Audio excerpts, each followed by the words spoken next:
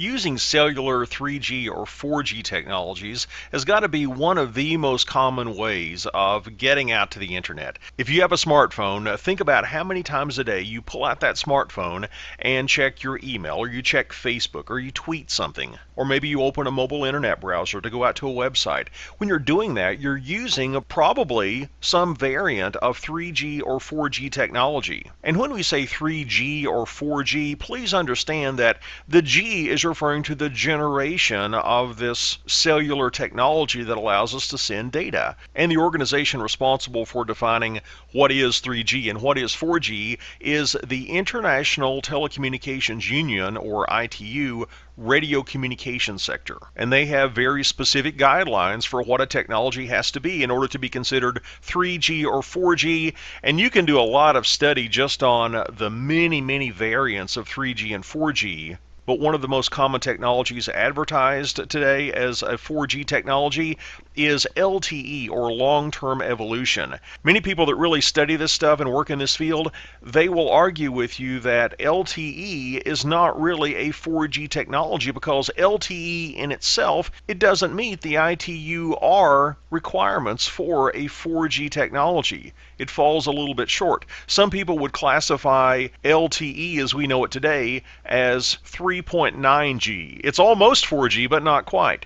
But it's commonly marketed as 4G LTE. There really is an LTE that will do 4G. It's called LTE Advanced. And another technology you might run into that does 4G is WiMAX. And that's an IEEE standard. It's 802.16m. But with these cellular technologies, we're going to be able to get internet access from a mobile device like our smartphone or a stationary device. We might have a device that we get from our cell phone carrier that acts as a hotspot where we can connect via Wi-Fi from our laptop, as an example, or our tablet into this little hotspot. And this hotspot has an LTE SIM card in it that gets us out to a cellular provider. And we can get on the internet that way. A way that I very commonly use my LTE connection on my smartphone is that I will tether my laptop to my smartphone. My smartphone communicates with my laptop via Wi-Fi, and then I use LTE to go from my smartphone out to a local cell tower, which gets me to my cell phone carrier, which gets me out to the internet. So my laptop, which does not have any built-in 3G or 4G technology, it's still able to leverage that technology by tethering with another device like a smartphone. So cellular data technologies like these can make it really convenient for us if we're on a mobile device like a smartphone, or even from a stationary device that doesn't have some other type of internet access. And many people look at a technology like this and say, wow, I'm getting better speeds with my LTE connection than I'm getting with my DSL connection. Why don't I just use that all the time? A common issue you can run into if you try to use this as your primary means of getting to the internet for a small office is cell phone carriers oftentimes have bandwidth caps. You pay for so many gigabytes of data per month, and if you exceed that, you have to pay extra. And once you pay for all of that data, depending on your usage patterns, of course, that could be a sizable bill. And it's that cost factor that makes some people shy away from using this as a small office's primary means of internet access. But sometimes, like on a mobile device, for periodic usage of the internet, it can be a great solution.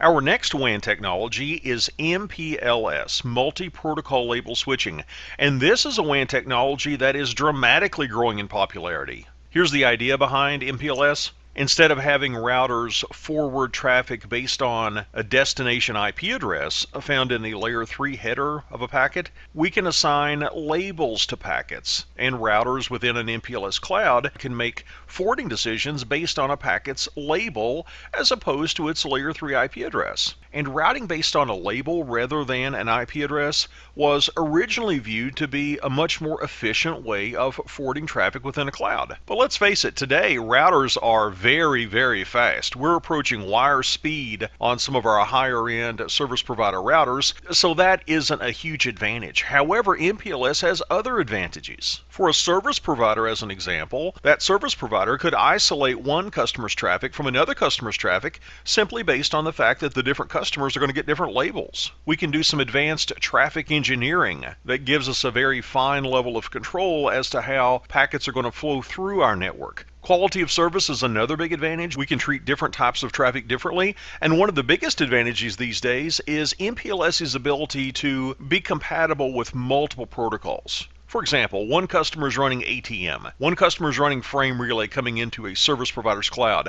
No problem, MPLS can interface with those different protocols. Now let's talk about how this labeling works. We know what a traditional IP version 4 packet looks like. We've got our payload, the data, and that's encapsulated inside of an IP packet, and we have a layer 3 header for that. And that's encapsulated inside of a layer 2 frame, and we've got a layer 2 header for that. Well, MPLS is going to inject its header in between the layer 2 and the layer 3 headers. This is sometimes called a shim header. We're shoving this 32-bit header between the existing layer 2 and layer 3 headers. And inside of this 32-bit header, we've got a 20-bit label. That's the label that a router can look at to make its forwarding decision. And different devices in an MPLS network are going to play different roles. If you take a look at the topology on screen, you see that we have some devices labeled as CPE, we have ELSR, we have LSRs. Let's take a moment and define these devices. First of all, the CPE. Notice that device is living at the customer location in locations A, B, C, and D on screen. And the CPE, or customer premise equipment, this can be just a regular router that's going to connect into the service provider's location. So traffic leaving the CPE, it doesn't have to be labeled. We're not inside of the MPLS cloud yet. But when the traffic goes from the CPE to the ELSR, that's the edge label switch router, those packets are going to have this shim header injected between the layer 2 and the layer 3 header, and that ELSR is going to forward a labeled packet to one of the MPLS routers inside of the cloud. And those routers are called LSRs, or label switch routers. These routers are going to make forwarding decisions based on the labels applied to these packets, and conceptually it's important to understand that a packet doesn't keep its label throughout the MPLS cloud. Every LSR hop is going to change up the label. But that's okay, because the LSRs, they're going to know how to make appropriate forwarding decisions. So to sum up some of the things we've said about MPLS, it's growing in popularity. One of the original intents was to make more efficient routing decisions using a label instead of an IP address. However, that's somewhat negligible today thanks to high-performance routers. However, MPLS does have other advantages: quality of service, isolating one customer's traffic from another customer's traffic, and also multi-protocol support. And we defined some of the different components. The CPE, the customer premise equipment that lives at the customer location. The ELSR, that's the interface between the customer and the MPLS cloud. This is where a label is going to be applied going into the cloud, or removed if traffic is coming out of the cloud. And within the cloud, we have LSRs, label switch routers, and they're going to relabel traffic as they make forwarding decisions based on those labels.